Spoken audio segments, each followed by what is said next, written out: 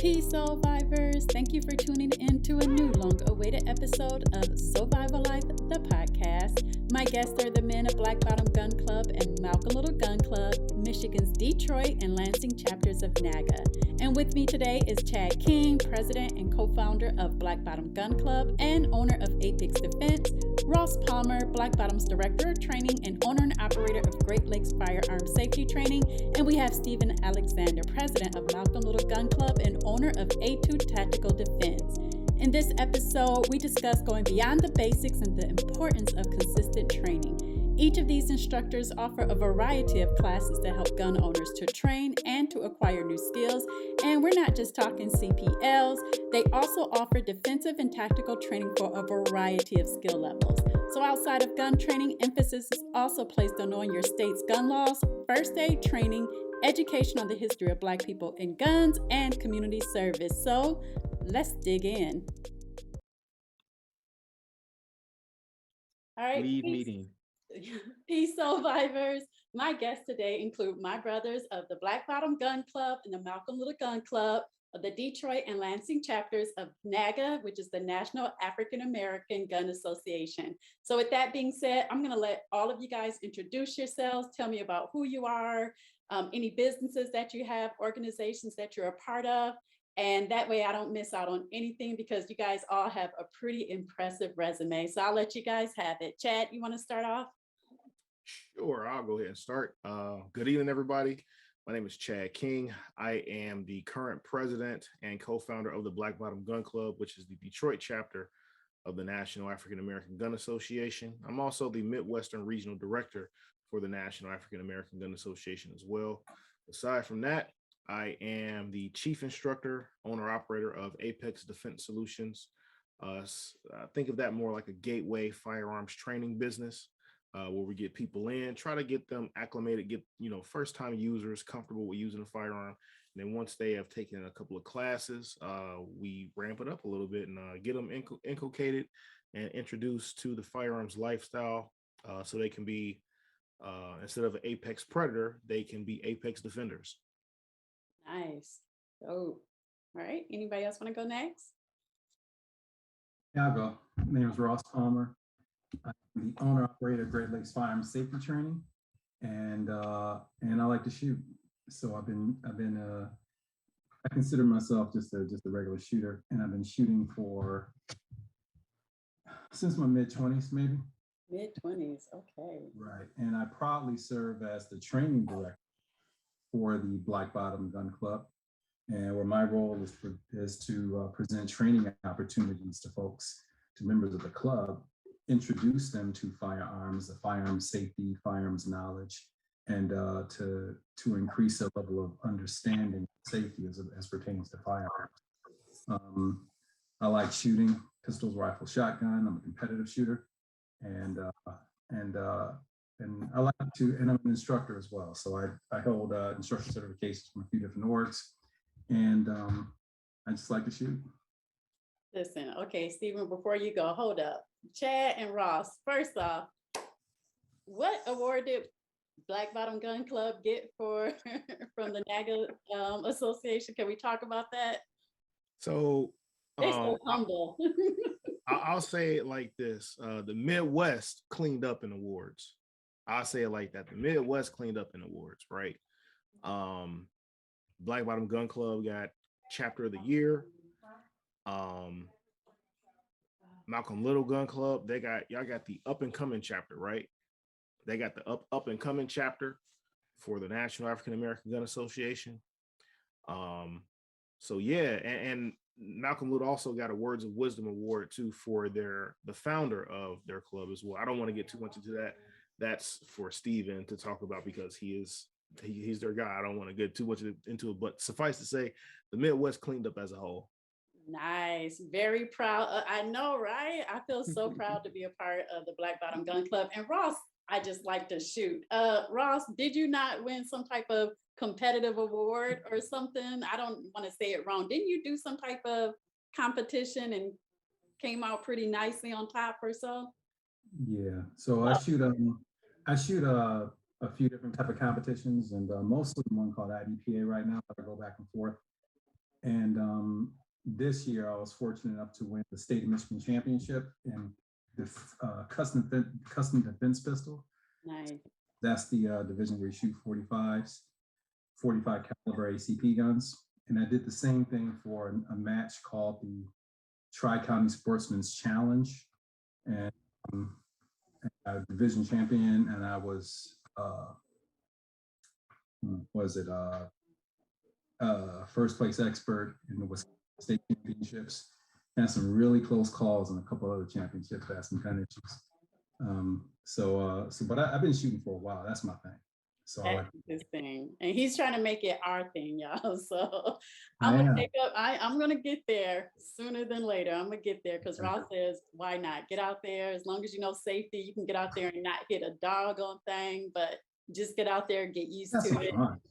See, and I'm gonna get back to you too, Ross, because you had an inspiring story about like just not giving up. Like, right, you're gonna make your mistake at the beginning, but once you get into it, you get acclimated to it. So I'm gonna jump to Stephen. Stephen, can you introduce yourself? Yes, thank you. My name's Stephan Alexander. Actually, the two gentlemen on this podcast with us I consider them both mentors in different ways. Ross as an instructor of mine, and Chad as a example. I am the current president of Malcom Little Gun Club, the Lansing, Michigan chapter of NAAGA. The founder that Chad mentioned is Bajahed Abdul Hamid. He is my father. I literally call him Pop. So it's a thing. We're close. He founded it in 2018. I came on board, I guess into 2020, and by the mid 2021 became president. So outside of that, so my firearms training goes back to the late 90s. Well, I guess early late 90s. I'm a United States Marine, and I spent 9 years in the Marine Corps. And after that, started carrying pistols almost for the first time, to be honest with you. We don't do a lot of pistol stuff in the Marines unless that's your specialty. So rifles and iron sights was my thing. But here as a civilian, up to date, I founded a training company called A Squared Tactical Defense. It actually has its own training center here in Lansing, where we take everything. We have martial arts, self-defense. We're actually adding medical training.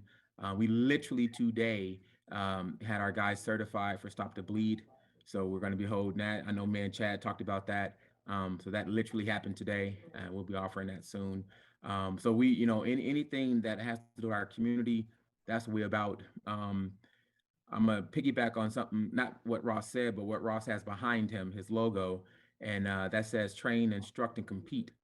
And I know that because I follow that man. But from my perspective, it's train, instruct, and protect. And so that protect piece for me, I also own a security company. And we provide largely security for, Black rallies, Black Voters Matter, Black Lives Matter, Voice of Color, and so that's kind of where my stuff comes from. I see myself as a protector. So I'm glad to be here. Thanks for putting this together, Adrian. Oh, I'm so glad to have you guys out here. So you already know I did the ladies of Black Bottom Gun Club and Malcom Little Gun Club, and we had a great time. So I'm interested in hearing, I really enjoyed that one. And I'm interested in hearing you guys' perspective on a lot of things. And one thing that I really like about all three of you is that I know right in 2020, of course, when everything was somewhat seeming to look like it was going to hit the fan, there were so many instructors, people out there who were cranking out CPLs like it was just like factory line. And one thing that I really noticed, and what's different about you three, is that the training doesn't stop once you get that certificate in hand. In fact, you three push people to go beyond I always say, go beyond the bay or beyond the basics, like get out of the range sometimes and learn defensive tactics. So what made you say that you were going to dedicate, like what turned it on for you guys to say, I'm gonna dedicate my time and efforts to getting other Black people or just people trained, period? I guess I'll start. I guess I guess early on, I guess it goes about my story, probably, to answer that question. Because, I started buying guns in my mid-20s and didn't know anything about guns, right? And had an accidental discharge that caused me to actually take a safety class. And that was like, I didn't know what I didn't know. And so that started me along the lines of practicing and training and so on and so forth. And then what I realized that anybody can buy a gun, but if you want to be good with it, and if you want to be safe with it, and if you want to be, be able to act prudently, responsibly with it, then you need to have some sort of training. And training, it doesn't end, right? It's kind of like driving a car. How often do you practice driving a car, right? Well, you practice driving a car whenever you drive a car. So it's kind of like that. So we're always, so my perspective, and I'm thinking, and I want to be proficient with my gun. I want to be proficient with my gun. I want to know how to use it. I want to know how to shoot it.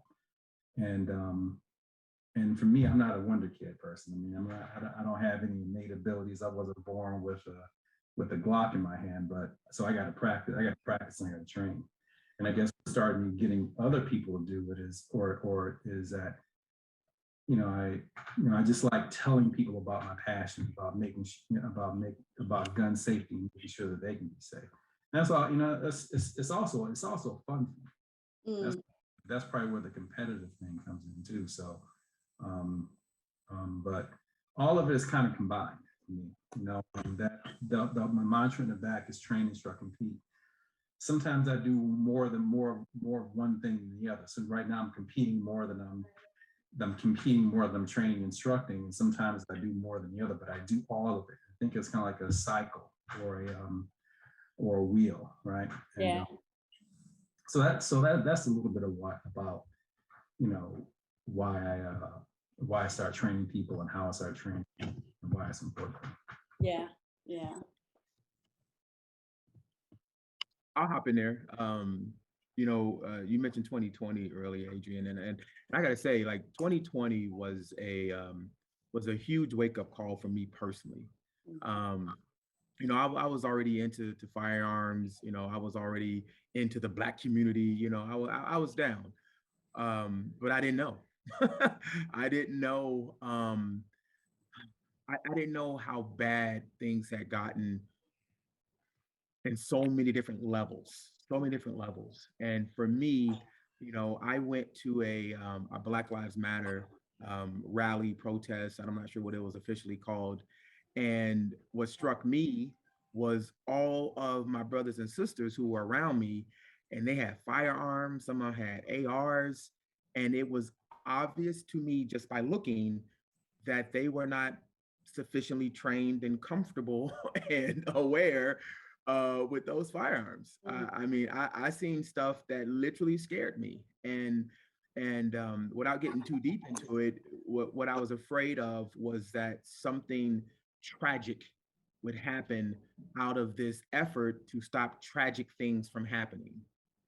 And so for me, that was kind of my call. I was like, okay, so I didn't know there's other guys, like Chad and Ross out there doing this stuff day in, day out for decades. I didn't know that. And so I just said, hey, if I can help, I want to help. And that was kind of my path into the whole instructor side of firearms. Yeah. So I'll say for me that this is not something that I've been doing that long. I really kind of got into it when I started the Black Bottom Gun Club. And the genesis of the Black Bottom Gun Club was with the current vice president and co-founder Kofi Kenyatta. Him and I had worked together previously doing behavior modification and conflict resolution with kids in schools. So that's how him and I had met before, right? Then after that, we started a nonprofit together with some of our other friends. It was okay for a little bit. And then I want to say it was April 2017 or May 2017. We saw an ad out on the internet for another organization. And we thought to ourselves, this can't be for real. These dudes really can't be serious. And this is like during the height of the Black Lives Matter protests and stuff, right? And we saw that, and I'm like, all right, it's got to be somewhere else for us to be at, and somewhere else that we can do this at. And that's when we found out about the National African American Gun Association and found out that there was not a chapter in the state of Michigan at all. And so we started one in July of 2017. And then I met Ross Palmer. And I met Ross Palmer in October of 2017. And was it that long ago? Yeah, it was that long ago. Yeah. And so what's funny about that is I got a call from one of the members at another gun range, Century Gun Club, while I was out with my family. He was like, hey, you should come down here before we close. I'm like, all right. So I got down there, and it was, a matter of fact, it was October 29th, 2017 or 28th. Got down there and talked to the president of the club, and then I ran into Ross. He was like, I don't know if I want to be down with y'all, but we're gonna see. But then he ended up joining, and we've been rolling since. And I'll just say that for me, in terms of what I wanted to do, and in terms of being an instructor, I pattern as best as I can off of Ross. That's kind of like been my mentor. Is between him and and Dallas Body Bio Tactical. Those two have been my mentors, and I try to pattern as much as I can off of those two men, because I see what they do and I see how they do it. And it's more than just the licensing stuff. It's more than just teach people stuff. It's not a certificate mill. They actually care about the people that they train. They care about training and making sure that people are ready. And so for me, I pattern what I do after those guys, and try to one day have them be like, yeah, he can take over and do stuff, right? That's really the objective. The objective for me is to make sure that they see what the things that I'm doing and see some of themselves in that, and are good with with me doing what I'm doing, right? Yeah, and that's pretty much that. So I have to say this. I've never told anybody this. The first time I came to, I think, a Black Bottom Gun Club meeting, I was already sold. I'm like, okay, this isn't just the guns. Like, I'm like, what are they talking about? I don't want to go into something where they're going to make me start marching for 2A or doing all this stuff. And then the first time I went to train, I think, Ross, you might have helped me. I was like, oh man, you giving me, I was so like, oh, I'm gonna get the expert over here. He's gonna be on me. Then the next time I'm like, okay, I ended up with Chad. Chad was almost on my head more than Ross. Ross was easy going, at least. He got my stance right, got my grip right. Oh, Chad put me through the ringer numerous times. So now I'm just like, I don't know who to, I rock with both of them. You did, Chad. You were like, you did not go easy on, you were a great instructor, but I was just like, oh, he'll let me shoot a little bit, and that'll be the end of it. I'll put my gun down. Oh no, he was like, let's push it back a little bit. Oh, okay, then I need you to get all them dots. I need you to get all them. The dot torture, yeah. Oh, the dot torture was torture. Okay, but Chad never let up on me. Ross doesn't let up on me, and I so appreciate it. So what are some of the challenges? First off, why do you think people don't go beyond CPL? They get their CPL and they're like, okay, I'm good, I'm gravy now. Why do you think they don't go beyond just in an indoor range, static, just shooting at something that's like a static target? Why is that? I think part of that is complacency. Part of it is thinking that they have this paper that says that the state says they can carry in a concealed way, and they think that because they have that paper, that either insulates them from needing more training or something like that. Part of it is that, for sure. Like I said, complacency. I think part of it is fear too, meaning that as people become more proficient with something, they recognize that they might be good at it, right? And I do believe that there's definitely a fear of being good at something that can drastically change a person's life, right? Particularly particularly as it pertains to violence. I think that people, for the most part, at least in terms of like the students that I have, they have some level of aversion to violence or some type of a trauma as a result of violence, right?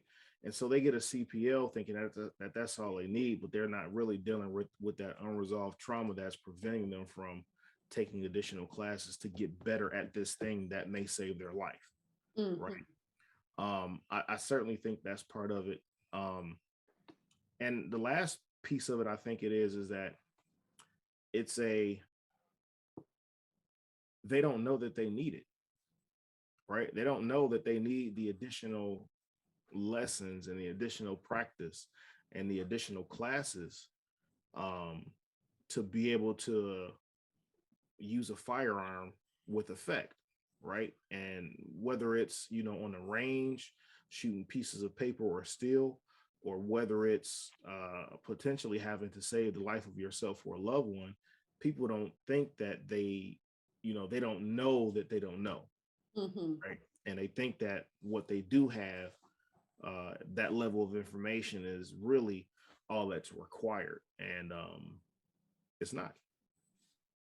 Yeah, totally agree. I think the fear definitely. I kind of got baptized in the fire with Body by O. I was not planning. Yeah. I just came for it was first off, Century Gun Club is the oldest Black gun club in Michigan, correct? It is. So, No, in the country, I think. and I always feel like I get those two confused because I think I was saying country, but then I backed I think off. it might be the country until we find out something different. It might be the Might be the country. Okay, I love it, and they're right here in Michigan. I'm off most of everybody. We're spread out all over in Michigan, but it's in the backwoods, not far from where I live. So it's like a perfect location outdoors. And I signed up. I was just doing the ladies like intro or the ladies like firearm class. Super morning. It was December in Michigan, so it was freezing cold. I'm not sure I had everything I needed, but Chad loaned me a holster. Somebody else was like, I got you on a gun because I didn't have my gun at that point, actually. And of course, Tasha, wonderful self, O's wife, was like, you're going to stay for the next class. Don't worry. I go, because he was pressuring me. No, you're going to stay for this class. You know how O is, just loud, and he's going to let you know. So I'm like, I'm not ready for that. And she was like, I got you. So because she kind of gave me that confidence and she was going to guide me through it, I stayed for it. And it was, I have to admit, I was afraid, but I already knew just from going to like shooting with Black Bottom that as long as I followed like the safety rules, there was, at worst, I would just not hit my target the way that I wanted to hit it. That was the worst thing that was going to happen. But as long as I followed the rules, and that after doing that class, that gave me like confidence to be like, oh, okay, wait a minute. That wasn't so bad after all. I can continue with it. But I agree, Chad. A lot of it is fear. And I think a lot of it is that people do think, okay, I got that paper, that piece of paper that says I can have my gun with me and that's going to carry me for whatever I need to do going forward. And it's simply not true. It's like anything else. If you don't use it, you're going to lose it. So the skills that you gain are just going to go out the window once you do. Even for me, and I'm still consider myself a newbie, but if I don't go practice religiously once a month, twice a month, if I go for a stretch of 3 months, I notice that I'm a little bit more nervous about the gun handling. I'm a little bit slower for my shoots. I'll shoot a little bit, put it down. So it's just like starting all over again. So I definitely agree with that. Stephen or Ross, do you think there's a reason outside of what Chad suggested of why people just don't go and get training beyond going to the range? I think a lot of it sometimes, again, outside of what Chad said, is a lot of folks don't even know this stuff is available. I think that's a big component of it as well, right? Good point. So, you get your guns and you get CPL. A lot of people don't know that. Hey, guess what? You can go out. I've been living in this area for a long time, and I didn't know until 2012 or 13 that Century Gun Club was out, right? And so, but I've been shooting for a while, but I didn't know about all. A lot of people don't know about all the different types of events and the different types of shooting or whatever. And so along with what Chad said, which I agree with totally, is that there's a lack of knowledge, a lack of understanding. Another thing as well, especially pertains to Black folks, especially if you have to go outside of a place that's that's an indoor gun range close to the metropolitan area. Mm. You know, a lot of folks ain't gonna go out to the sticks and shoot. Right. There's a lot to that, because I remember when I first started shooting, I was always the only black guy shooting. Always the only one. Always. Mm. Sometimes always. Now it's a whole lot different. But you know, just I just went out there, and to that point, I shot a big match in 2019. It was the IDPA World Championship in Talladega, and this is important. It's in Talladega, Alabama, and I'm walking around, and there's people from all over the world there, like literally all over the world. It's like, I think there are like 70 or 80 countries represented or something like this. It's huge, and so I'm walking around, and there's one guy, this white guy, he's a little older, probably, it looked like he was probably in the 60s. He came up to me really, really sincerely and asked me, you know, he just wanted to ask me, why don't there some more blacks out there? Use that word, that's what he said. He said, how come more blacks out here, right? And that kind of surprised me. I'm trying to check him out, trying to figure out what his angle is for asking, right? That's my first response. When I looked at him, he was asking really sincerely. Mm-hmm. And I said the same thing. A lot of folks from the city may not come out to the places that are in the country and shoot. Now, if you're from the country and you're used to being outside, it's a different story, right? But a lot of African Americans live in metropolitan areas, and if you have to go someplace and go down 2 or 3 dirt roads to get to a place, it's like, I'm not going in there. You know, that has a lot to do with it. I think a lot is changing right now. Mm-hmm. There's a lot of that is changing, but still, I think, especially a while ago, that was a big reason why we didn't see a lot of our folks going out there. Right? Yeah, I agree. I know for us, especially, like we don't want to be the one. I spent my whole life being the only person in the class, or the only person at a company, or one of, of a couple of Black people. And so I do think that seeing that there are Black gun clubs that they can join and get as good of instruction, if not better, is definitely giving people more opportunities to get that training. So Stephan, do you feel like, would you say, yeah, those are usually, it's the fear, it's the, hey, Black, a lot of times we just don't know what's out there for us to get that training. Is there anything else to add to that? I would add, in addition, I would add that there has been a concerted effort to separate us from our historical connection to everything from self-autonomy to self-defense to firearms, pistols, rifles, etc. So I agree that there's a lot of trauma. I agree that a lot of us don't know, but I would simply put on the table that the reason we don't know is because it's been taken, we've been stifled, the opportunities have been removed, sometimes very, very, very deliberately, legally, through laws and legislation, sometimes simply culturally, through this idea that we don't do that. One of the things that I picked up on and became part of my philosophy was this idea of changing that narrative. Well, what is the narrative? The narrative is what's been put out there, really by them, not by us. And that narrative says, if you're Black and you have a gun, you're a criminal.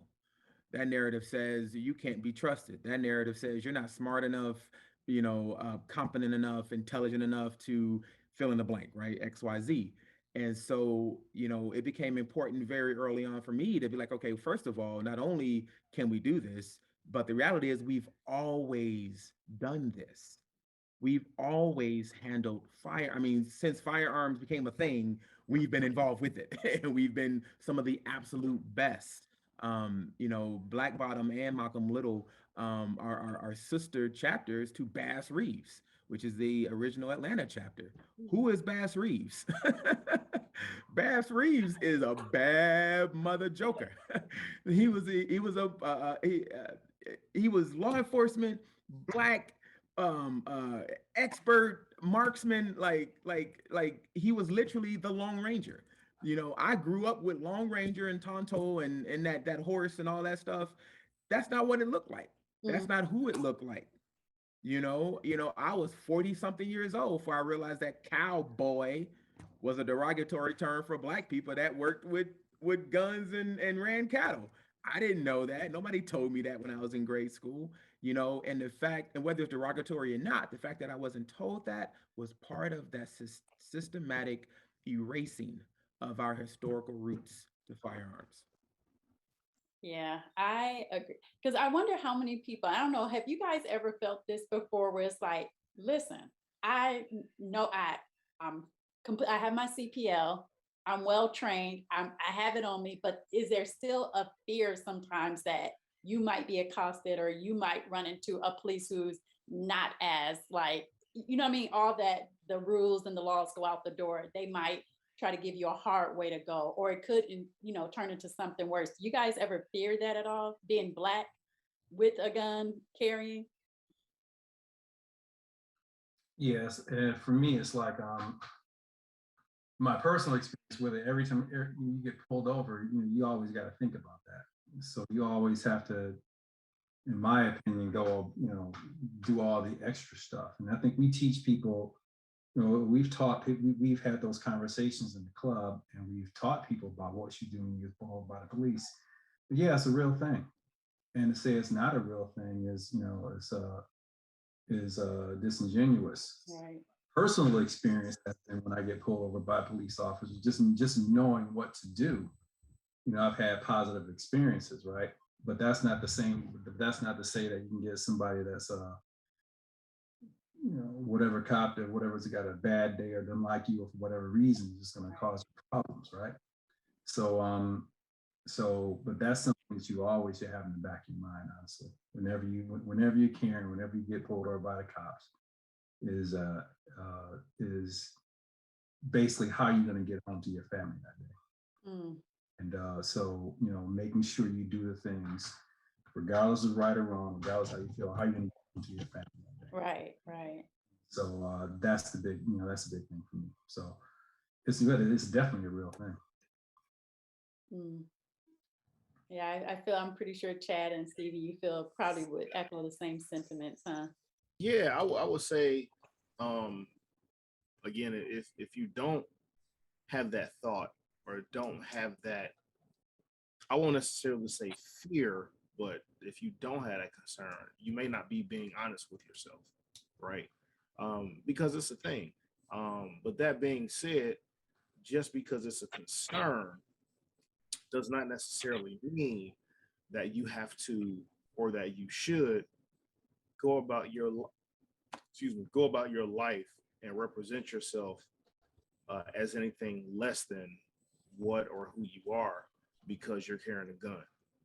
Because I mean, any type of interaction, and I'll just say it bluntly for those who agree with or not, any type of interaction between a Black person and law enforcement can be tense, right? Just simply as a fact of history, right? But even with that, when you add a firearm into the mix, that ramps it up a little bit more, right? At the same time, this is a marker of our full enfranchisement. And to put it as Stephen said, this is a marker of our citizenship. For so long, we've been denied the access or the right has been curtailed to carry a firearm, just like the right has been curtailed or denied to vote, just like it was historically denied us the right to an education or to read, right? And so I look at those things almost in parallel with one another, maybe not so much the same degree of importance completely, but pretty close in terms of them being demarcations or indicators of full-fledged citizenship in this country. So if, when you talk about carrying with a firearm, yeah, there's going to be that level of tension. There's going to be that level of concern. But understand that concern or that tension is not because that you think that you're going to do something. It's about what other people may have the propensity to do, right? Right. And you have to get to a point where you can't operate based on the actions or reactions of other people. Just do what you have to do to make sure, like Ross said, get home that day, and Right. then deal what you got to deal with later on. But that should not come at the expense of your dignity, or at the expense of who you are. Yeah. Well, very well said. Very well said. So actually, with that being said, then um, with the talks of getting this additional training, let's just take it from like zero. I'm a person. How would you walk me through, like, hey, this is what I would suggest for you, Adrian? You got your gun now, you've done your CPL training. What are some of the things that you encourage people to? Okay, Stephen, okay, tell me, where are you going to jump in and say, Stephen? I did mine the opposite, though. I did mine. I know. Well, see, okay. So that's another piece. So I also believe that part of the narrative we need to change is this idea that a CPL class is the proper introduction to a firearm. I understand it has been, and it quite possibly may always be the entry, the gateway drug, so to speak. But I really want to get our community to understand that, like anything else, you simply start in kindergarten and you wake your way up through grade school, and then you go to high school, and then you go to college, and blah blah blah blah blah. And in some legit ways, hopping into a CPL class, or even just going to go buy a gun and then hopping into a CPL class, is like skipping, the first 4 grades of elementary school and being stuck in 5th grade, and you're sitting there with a TI 130 calculator, and you're like, what do I do with this? Right? Yeah. So what, you was like, so what do you do after you buy a gun and go to see? I'm like, stop. I know, I appreciate that. That's honestly what I see. And I don't know, do you guys see that often? First off, I always tell you instructors, I couldn't do it. There is no way in the world you're gonna put me in a room with a person who never had a gun, and like, even if you give them all the safety, that really is my biggest fear, is being with, I don't know how you people. She said, I can't do it, but I'm so glad you stopped me, because I agree with you. I think for me, I knew I couldn't do that. I wouldn't have done the CPL class had I not done some instruction beforehand. So I walked into there feeling more confident. I was like, oh, the only thing I need to do now, the shooting part I got. I know the safety part. Right. I'm going to get all the other good information. I took my CPL through chat, and it was just like so much other good information that I was able. So I didn't have to sit. I think half the people who never shoot before are so worried about the shooting portion, they can't concentrate on they're trying to, right. Well, I just need to do the shooting part. If I do that part, I'll be all good. But it's so much more than that. So thank you for stopping me. So let's start it at zero. So you suggest get some training first, like kind of get acclimated to it. Well, see, so this is where I've said part of what I think, but I want to take a step back and in deference to my elders. And I like to hear from Mr. Ross what the ideal pathway would be for I'm even say for a future gun owner. So they don't even have a gun, future gun owner. They've been thinking about it. They haven't done anything. Sensei Ross, what do you think? Where should they start, sir? Brother, I don't know if I like when you call me an elder like that. I ain't that old. You my sensei. My sensei. So I guess let's take and Stephen, what I want to do is I want to piggyback on a couple things that you had talked about with regards to what we've always been doing. And so my introduction to firearms was, in Detroit, and shooting my dad, right? But I think that the organic or the proper way to do it is to start when we're kids, right? So let's not think about it as something that we start when we're adults. Because there are always there are a whole lot of houses that have with guns in the home. In my opinion, the training should start, or the training should begin when you're a kid, when you're a child. Then get to the point when you become more responsible, you through your family, you get more, you get more perks, or you get more treats, you get to do more stuff with the gun. That's the way I like to see it. So I like to see gun ownership and firearm safety renormalized in the Black households. And what that means is that we take it seriously, and we start from a young age, right? And then we start teaching our kids firearm safety. And then by the time they get 18, 19, 20, 21, whatever the age is that they won't be brand new to it. Mm-hmm. It'll be something where firearm safety and firearms ownership is a part of our culture, right? And so that's the way I like to see it develop. And then as far as, with the situation right now, how we're right now, and I agree with you, a CPL course is not the best introduction to a firearms course because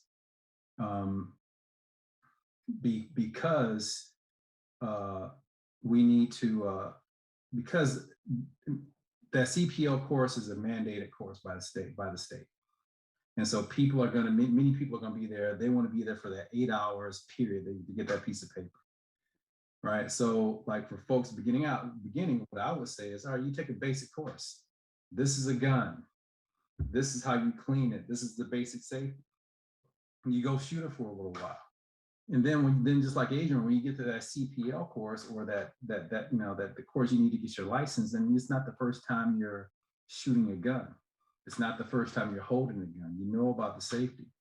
Because, gun ownership, especially when you start carrying one and using the gun for personal safety and for your personal safety and protecting your family, that's a big deal. Mm-hmm. Yeah, big deal, right? So you need to take every. I wouldn't change your entire life, but think about it like it's like Adrian going to the range at least once a month, taking a couple classes a year, and then that's probably a really good start for a lot of folks. Then if you really want to, you find some way to make it fun for you. For me, competing is fun. I like to shoot and it's fun. And it's a competition that drives me to practice. I don't want to, and I can't win if I don't want to practice. So I know that was a long-winded question. No, that's great. Very, very simple question. But just to recap, I think we should start at the beginning with the kids.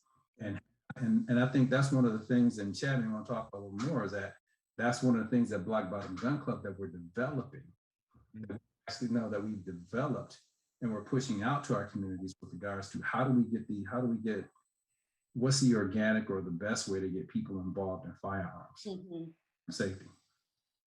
Yeah, I would say everything that Ross is absolutely correct, that this is something that should be destigmatized and normalized and made just common, as learning how to ride a bike and as learning how to drive a car when you turn 16, right? If you look at it from that type of a context, you learn how to ride a bike, right? When you're a kid, you get training wheels. Same thing can be applicable to a firearm, right? And then you might get up to a moped. Then you get up to an actual vehicle where you have to take a class and take a test for your license. It's not too dissimilar. It should not be too dissimilar between those things and the usage of a firearm.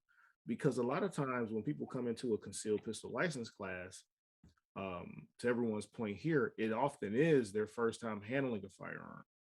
And a lot of times when they get that firearm in their hand, there's a rush of emotions that come up that they may not have even recognized or realized was going to be there until they get in that lane and they pull the trigger, and the next thing you know, they crying. Yeah, yes. That is something. That is something that has happened on many occasions for me as an instructor. When I have a student that's a first-time shooter, male or female, so it's not genderized at all. Nope.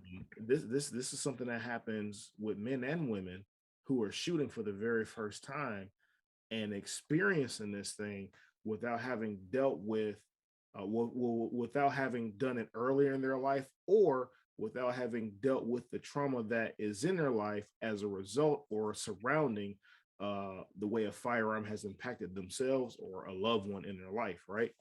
So I think that the training has to begin way before the practice. The introduction has to begin way before a concealed pistol license. It has to be done so in a healthy way. Too many times it's done in these unhealthy ways, like shooting on a holiday, right, in the air. That's not a healthy way to be introduced to it. And that's and not for nothing, that's how a lot of us are introduced to it, right? For better or for worse. So I would say that it has to be introduced in a healthy way at a younger age so that it's more normalized. And kind of what we do within Black Bottom Gun Club, we have a 3-month program called the Paradise Valley Youth Shooters. And with that program, we introduce young people to firearms, not just firearms, the gun itself, right? But we introduce them to the history of gun ownership, right? By us, right? So we introduce them to that. We talk about the trauma recognition and conflict avoidance and conflict resolution. We talk about those things as well in that curriculum. And we get into the gun safety stuff, right? So that they understand. And so they have that healthy introduction to firearms, but it's in a very, very holistic way, right? Yeah. And it's a 3-month long program where we introduce them to all those different things. And there's some things that they have to do as a response to being introduced to that stuff before they can move on to the next step. So it's a graduated process. To what Stephen was saying, it's a graduated process. You start at one level and then you do things to graduate to the next level, and so on and so forth. And through the entire time, the instructors that are part of this program are with you along the way, right? Yeah. There's that piece. And then in addition to that one, we have the, compressed version of that with the Safe and Secure project that we have with a couple of our other instructors and partner, friends that are partners, right? Like Firearms Legal Protection, where we work with kids. It's a really, really truncated introduction, but again, it's done so for kids as young as 5 years old in a very, very, very healthy way. So they understand, and we dispel any curiosity that may be there as a result of knowing that there's a firearm in the house. And to kind of cut that curiosity off in advance, we introduce them to firearms again in a healthy way so that it's not a traumatic experience for them. And it's in a controlled environment. Yeah. And Chad, I completely agree. I think for a lot of us, our first introduction or our most memorable introductions are trauma filled when it comes to guns. Like even I can say growing up, it never was a positive, like I've never seen it in or experienced it in a positive light. So it's always been either it was some knucklehead stuff going on, my life is in danger, I'm running, or it just hasn't been, or a friend, getting killed or like accidental shootings or something. So I think trying to dispel that and showing, from the beginning, from the earliest ages. So I completely agree, Ross and Chad. Start at the youngest of ages, especially when we see how many kids like unnecessarily died by gunfire, like accidental, gunfire. And it's like a lot of this can be stopped with, one, gun safety with the adults in the first place. And then 2, teaching the kids, about, hey, if you see a gun, here are your steps. Like, and once they know that, and once it's drilled in them, they're more likely to make better decisions because of that. But most kids don't get that type of training. A parent thinks, hey, I put it in a shoebox, I put it up under the bed, and that should be good enough because the kids should know better than to go through my stuff. And that's just not how it works. Honestly, most adults, that kind of so, and I think a lot of the programs that the initiatives that we do at Black Bottom Gun Club, and that's why I'm really proud to be a part of the organization. A lot of it's about education and I guess bridging that gap between how you learned how to use a firearm, which may be incorrect, and then how you should use a firearm. Yeah. And how you should, to bridge that gap or change how you currently feel about firearms, and again, there may be some trauma. to realizing, all right, well, to getting to the point where you can learn, all right, well, to getting away from that trauma and then seeing firearms in a more healthy, more healthy way. So Yeah. And that's exactly why I think it's so imperative, so important to be in, like, to belong to a group of people who are actively educating, actively keeping you, getting you trained. Because, I mean, just not, I don't want to harp on this whole, the Alec Baldwin thing, but my first thought was, because y'all drilled in me, I don't care if it's a plastic gun, if it's a paper gun, and I'm just showing there, you still followed all the rules to the T. You keep your hand off the trigger. Don't point it at somebody. And I'm thinking like it's a rubber gun. Like it's clearly not but a lot of the things that people just don't get that drilling in of, like gun safety. If you, all you taking is a CPL class. Like even when I go to the range, I remember at one point I had my gun, it was unloaded, but who cares? I set it down, but I had it set sideways. And the first thing Jessica did was come up and she was like, "What are you doing?" She was like, "That gun, I don't care if it's empty, I don't see a magazine in it. That's all good, Adrian, but you always point that gun downrange." And from that point on, I've been hypersensitive. So when I see other people not doing that, I kind of jump in and say, "Hey, well, the way we do it is XYZ." But it's all those little things that come together that makes you a better gun owner, right? So, and I know we talked about people being fearful. I think some people try to use the budget, and it can be, or money as an excuse. But how much would, right now, if you're gonna, like, people are thinking about 2022, how much would you tell them, like, hey, set aside, I know it varies, but at least for some type of training, set aside this amount of money? Because to me, I look at it like this. It's not that expensive. It's at least 10,000 a month. 10,000 bucks a month. 10,000. Everybody knows that. Oh, at least Lord. 10. See, Stephen, I was trying to compare to bottles of wine. I was like, girls, this is 13 bottles of wine. You can afford it for that much money. But Stephen over here talking about $10,000. No, but seriously, Ross said earlier, and I thought it was an excellent starting point. This idea of going to the range. Was it once a month you said, Ross, and then getting training in twice a year kind of thing, right? Well, if you just start there are enough people around you, whether you know it or not, but there are enough people around you that you can get to the range pretty much for the cost of your own ammunition once a month, even twice a month. Yeah, that's absolutely doable. There's enough members who have gas passes and all that kind of stuff. You can absolutely do that. And then the trainings themselves, like I don't know of a training in Michigan for any basic training that's more than $200, period.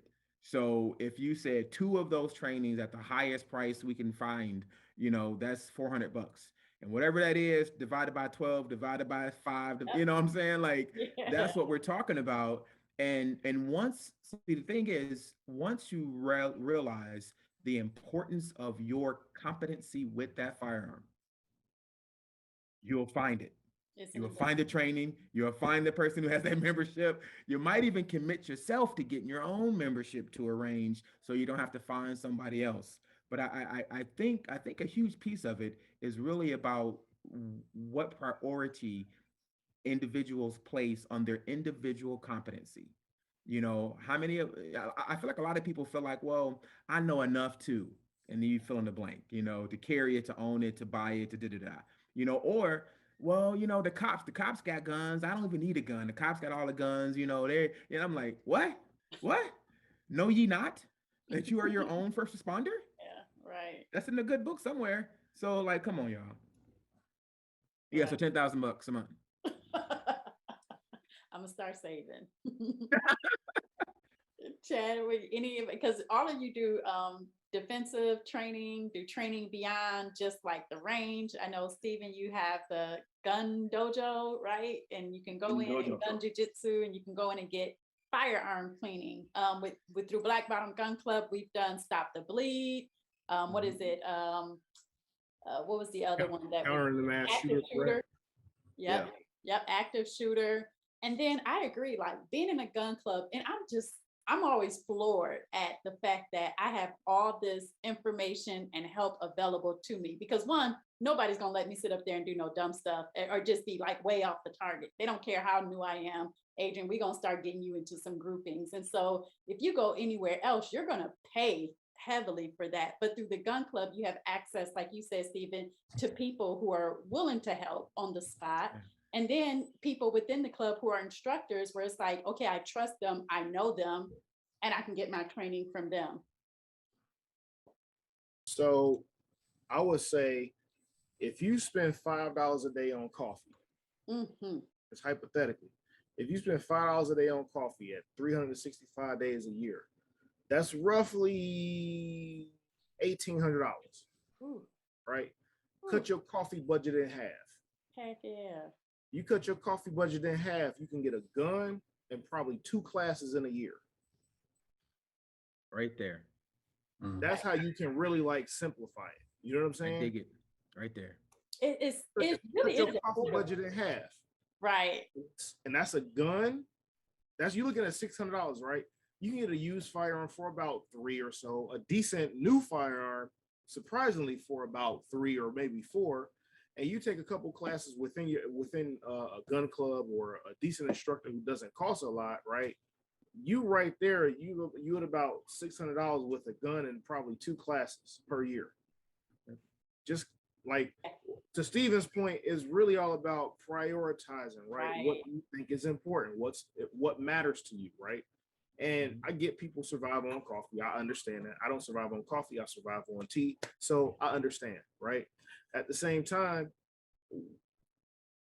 you're getting and developing a skill set that may save your life or the life of a loved one day. I think sacrificing a coffee, if you get a coffee every other day, that'll make a difference. Yeah. You get a coffee every other day. If you get a coffee every other day, that's 182 days, right? You know, I'm sorry. I'm actually. I'm miscalculating. I'm not good at math. I'm like, yeah, that sounds about that's good. No, that's I'm miscalculating actually because at $1,800 a year, 365, half of that is $900. So you got a decent gun and maybe 3 classes. Oh dang! Okay. Right. That's like $900 a year.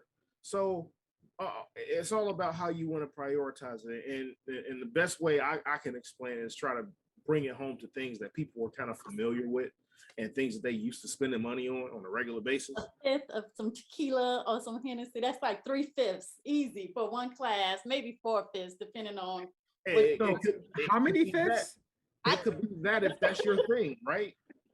But I put it to people in a way that is digestible for them so they understand this. They can kind of equate a class to, right?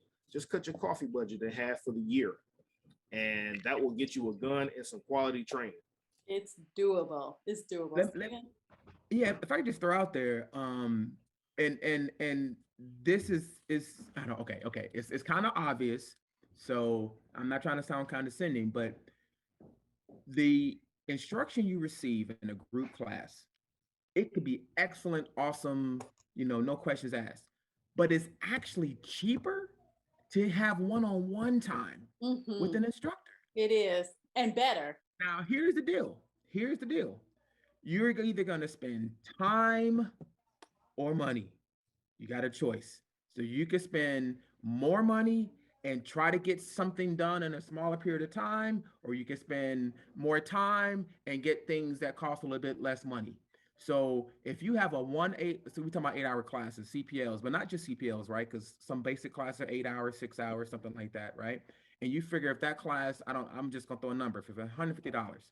I don't know if anybody that teaches that, but let's say $150. So 150, that's 8 hours. But it's not 8 hours one-on-one. It's a whole group of people. Right. You get a couple of minutes with them. It's not personalized. I mean, not the whole thing. It's not quite progressive. It's normally very rigid and constrained, right? But what if you took the $150 and you bought 3 hours? I don't know what individuals' rates are, but let's say an individual instructor will charge you $50 an hour for 1 hour. So you got 8 hours for $150 with a whole group, or you get 3 hours one-on-one with a firearms instructor. I feel you. I'm telling you, I think that 3 hours is worth at least 2 of those 8-hour classes easy. Maybe 3. Because you're going to see the You know what? progress faster. And I can say this That's it. for me is like that one-on-one instruction that I did chat That with part. you. I was amazed when I went back and I would show my target and Chad would be like, thumbs up. Okay, you on to something. But I agree. You need that one-on-one because you need people to correct you at that moment. And you need people to drill you at that moment, as opposed to I'm gonna help you, but I gotta go down to 3 other little bays here and help those people out. So I agree. Everybody invest, invest, invest. It doesn't take a lot of money. Save it up. Try to get in some training outside of just the range. You will be so grateful that you did, Chad. No, Steven's point is dead on, right? Like the classes are cool because that can teach you a new skill set in a compressed amount of time, right? Oh, at a high level, so to speak. But the one-on-one training is really where you pick up the nuts and bolts and the refining and tweaking of what you can do, and as well as learn some other things, right? And that's one of those things, like, you know, for my CPL students, I pattern again myself after what Ross does with his CPL students, right? Offering that class, that one-on-one lesson before or after the class, right? To kind of get you introduced into it, or to help refine what you learn from that class and put it to use in a more practical, tangible way, so you see results from one session to the next session. Yes, yeah, yeah, and that invaluable, right? So like when I'm thinking about what type of instructor that I want to have, I don't want somebody who's going to one and done me, and then they're not going to come back and say, Adrian, you got a safety a lot for your car, a safety box. This is the type of Adrian. Are you practicing dry firing? Here's some things that you can do to work on at home. Like I don't want a person who, after they got my money and they signed my certificate, they're not in my, life anymore. And I know we got to get ready to wrap this up because it's about 8:08, but I will say that practice is key. Like Ross said, at least minimum. I know ammo, still people are kind of, weary about getting the ammo. The cost is up, but even for me, I'm an archery enthusiast. That's my thing. I'm gonna start doing archery instruction next. I'm in 2022, and I know, yes, I am. But I laugh because I actually was thinking, I'm like, it's a shame, but it shows where you put your time and your money and your intention is. That's where you're going to get something out of it. I go and do archery once a week, and I tell you right now, I can shoot a bow and an arrow and hit from 20, 30 yards with more accuracy than I can do with my gun at 7 or 10 yards. I'm embarrassed. Okay. But that's because I put all of really, my Chad, really? Really? I'm sorry, y'all. I'm gonna try to get the energy at the same level, but I have to. Sometimes I downplay. Everybody's like, hey, quit. Lavette is very good. Lavette is one of the sisters from the Black Bottom Gun Club, and her and Jessica are always like, you don't have to quit downplaying yourself, Adrian. Like you've invested time in learning since 2019. I probably put 600 rounds through my Ziggy, which is my SIG 365. And that was just from 2019. I try to get at least 2 classes out, like that's defensive, that's going to like challenge me, make me a little nervous. But at the end of it, I did one with Chad, the defensive shooting one. Very good class. Like so I would take that again and then take defensive shooting too, because I'm like, and Ross, you took the class. Ross is like, maybe we did it together. And I'm like, okay. Oh yeah, I took jazz class. I said, what is Ross doing in here? Like he's above, but you're never above like constantly getting training because everybody introduces it in a different way. You might pick up some things from one person. It's good to keep reinforcing that. So I agree, at least try to plan to get at least 2 training sessions, outside of just, hey, I'm gonna just, shoot at the target. Get a little bit more out of there. And I think everybody, 1, you're going to feel more confident. 2, you're going to see that progress. And 3, it's fun, as Ross would say. It is fun. Yeah. I would say just shoot. Just shoot. That's Ross. Somebody that can teach you though. And if you have a question about who the instructor is, ask them where they train. Okay. Ask the instructor, where have you trained at? Right. How much do you practice? Right. How can you show that to me? And so the instructor is that's a big deal because you want to get the right person, right? I agree. Especially for the first time. that's why, it's really important that, and I take this really seriously with Black Bottom, especially being the training director. We have to make sure that we always want to take safety really seriously. Mm-hmm. Has to be. We don't, and there's no we take safety very seriously, and safety violations, we take those very seriously. But we also have to tell people about that in a way that's going to be inviting and make them want to come back, right? Mm-hmm. I remember the first time that somebody told me about a particular safety violation that I did, and he told me in a way that said, "Man, thank you very much." Right. And so that's the type of attitude we need to take in non-emergency situations. The other point about training is Michigan. There's a lot of shooting opportunities in Michigan. I tell people this all the time, especially in the spring, summer, and fall. It slacks off in the winter a little bit because it's way too cold outside, but you can still find a lot of training. There's a lot of places to go shoot, especially if you don't mind driving an hour or so, especially if you're in Southeast Michigan, hour and a half. You can shoot every weekend if you want to. And it won't cost you a lot of money. So we talk about money as well. And I'll talk about the competitive stuff. Don't think about shooting competition as something that's just, all right, it's way up here, I'll never be able to do it. Think about shooting competition like going bowling or bowling on the league, right? Mm. So if somebody goes bowling, if you've ever been bowling on the league, then you got the professional bowlers. They got a bag with 5 balls and 6 pairs of shoes and all. Bowl like me, I don't have my own shoes, and I get the 15 ball from the rack, and I'm throwing gutter balls when I'm safe. It's the same kind of thing. Mm. You got people that, you got competitive shooters that are really serious and take it really serious about winning. Then you got people that just, look, I just want to spend $20 and I move and shoot, and I want to be able to do the things that I can't do on a square range, an indoor gun range. Mm. When you realize that, wow, I can do that. That is training. Yeah. That actually is the competition side of it. It's a little bit different, but it's getting rounds, it's getting used to your gun. You'll figure out exactly what works with your gun and what doesn't work really, really quickly when you do that kind of stuff. You will find out the first stage or whatever, and it's fun. So yeah, so Michigan has the opportunity to do that every single weekend. And they aren't really expensive, $20, $25, and you may need 150 rounds of ammunition for pistol, maybe a little bit less. You're shooting rifle and stuff. Oh, okay. There's a lot of ways to do it, and you don't have to go every month. You can go 4 times a year if you really want to. But right. The thing about it is fun. It's a lot of fun, and that's what people don't realize, or realize that those opportunities are out there. And again, the Black Bottom Gun Club, that's why, again, I enjoy being a part of this organization, is because we present that to folks and give them the opportunity and tell them about things that folks that had no idea about it, right? Right, good. Any other, I appreciate that. It's on my list, Ross. I'm gonna do some trap shooting, some competitive trap shooting. I already promised. It's all trigger time. It doesn't matter. It's all trigger time. Trigger time. Let's talk. Yeah, okay. I'm gonna get there. It's on my list of like pathway to. If you want to do trap shooting, I say do trap shooting, because trap shooting is fun.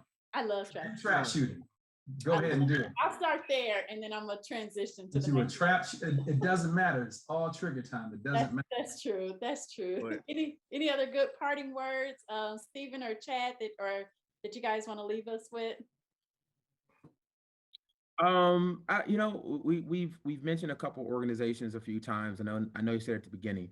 One thing we all have in common is we're all members of the National African American Gun Association, NAAGA.co. So if you're watching this and you're hearing us talk about this and you want more information, that is a place to go get some information. You can find chapters out there, member information. There's a portal. There's a new magazine coming out. There's a new online community coming out. So I would encourage everyone to, check it out. That's NAAGA, NAAGA.co. Thank you. And there's definitely benefits to being a member. So you want to look That at part. Chad, any parting words? Yeah, thank you for the opportunity and the platform. I'm happy and proud to be just a part of, for sure. I cannot wait to take your archery class. Yeah, I look forward to taking that for sure. Because that's not something that I'm used to at all, other than like with the plastic little small ones that had the suction cups at the end when I was a kid. That's the last time I did anything with any kind of a bow. So I'm looking forward to doing some more in that regard for sure. But no, to piggyback on Stephen, look at the National African American Gun Association. It's a very, very robust organization. It's still young comparatively, but for its age, the level of maturity and the level of progress has been amazing so far. I'm happy to be a part of it. That's really all I got. If you want to join any of the chapters in the Midwest, check us out. If you want to start a chapter in the Midwest, let us know. We can get you on the right path. But at the end of the day, I think, the objective for all of us here is really to get people to understand that, number one, this is something that we can do. This is something that we have been doing, as Stephen put it so eloquently, and it's absolutely the truth. Number two, I want to push back on what Stephen is saying just a little bit, but not in a negative way, about changing the narrative. We're creating a new narrative. We're creating a narrative. We're going to not even use the scraps of that previous narrative. We're going to create a new narrative. And that's what we've been doing so far with Malcolm Little and within Black Bottom Gun Club and within NAAGA as a whole. I like it. And everybody else is really creating a new narrative. And lastly, just I want to encourage everyone who may be watching or listening that, again, that this is something you can do. This is something that you should do. I'm not going to tell you that you have to do it, because that's up to you to do, right? I'm going to tell you. No, I'm joking. I'm not going to say that you have to. I'm just going to say that you should. But at the same time, this is something that is a part of your heritage and your lineage, whether you want to, whether you recognize it or not. This is a part of who we are, and embrace everything that comes with who we are. I always tell everybody we're going to take a hold of and cling to everything that our ancestors were denied. That's including the right to keep and bear arms. Well said. I just want to thank all of you. Thank you. Look, hello, come on. We also do book club reads. Okay, people, we are currently reading this nonviolent. Shameless plug. Shameless plug. Actually, Stephen, we're going to do a podcast on this book because we got in some conversations, and we haven't even, that part. We was only at the prologue, the introduction. this guy had like a preface, the prologue, the introduction, then the author's note, then chapter one. It's good though. But thank you, Stephen. Thank you, Ross. Thank you, Chad. For all those survivor listeners out there, I'm going to post information for NAAGA so that you can find the link for it. If you're interested in learning more about getting training, I'm going to post these brothers links to their businesses where you can get that additional training. Don't stop training. Thank you so much, fellas, for joining me today. Look forward to having you guys on again, hopefully. Thank you very much again. Thank you. Thank you so much. It was a lot of fun.